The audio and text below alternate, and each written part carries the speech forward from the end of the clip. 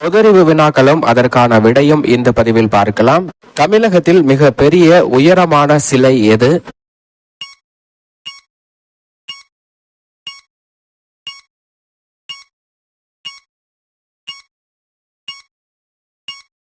தமிழகத்தில் மிக பெரிய உயரமான சிலை திருவள்ளுவர் சிலை. ஒரு நாளைக்கு 12 பக்கங்கள் படித்தால் 96 பக்க புத்தகத்தை எத்தனை நாட்களில் படித்து முடிக்க இயலும்?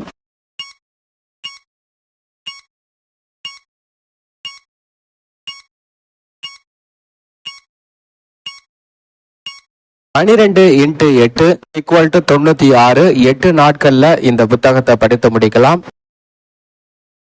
எத்தனை 25 பைசா நாணயங்கள் சேர்ந்தது 5 ரூபாய்?